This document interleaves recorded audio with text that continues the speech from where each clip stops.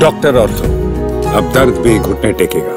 उत्तर प्रदेश के उप मुख्यमंत्री केशव प्रसाद मौर्य ने इमिग्रेशन एंड फॉरेनर्स बिल 2025 पर शुक्रवार को अपनी प्रतिक्रिया दी और कहा कि किसी घुसपैठिए के लिए भारत अब खाला का घर नहीं यानी कि मौसी का घर नहीं होगा। मौर्य ने अपनी आधिकारिक एक्स अकाउंट पर पोस्ट करते हुए कहा कि अवैध तरीके से घुसपैठ करने वाले किसी घुसपैठिए के लिए भारत अब कोई खाला का घर नहीं होगा।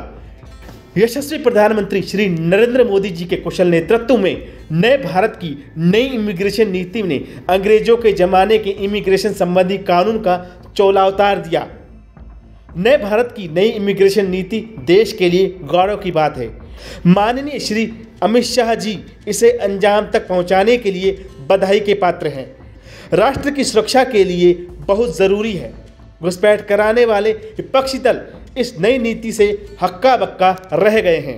गौरतलब है कि इससे पहले देश के गृह मंत्री अमित शाह ने संसद में कहा था कि हमारे देश में कौन आता है और कितने वक्त के लिए आता है, देश की सुरक्षा के लिए ये जानने का अधिकार है। गृह मंत्री अमित शाह ने कहा कि ये देश कोई धर्मशाला नहीं है कि जो जब चाहे आए, जिस उद्देश्य से चाहे आए या रहे। गृह मंत्री बोले, हमारे इमिग्रेशन का स्केल और साइज दोनों बहुत बड़े हैं। ऐसे में जो लोग भारत की व्यवस्था में कंट्रीब्यूट करने के लिए आते हैं, व्यापार और शिक्षा के लिए आते हैं, ऐसे सभी लोगों का स्वागत है।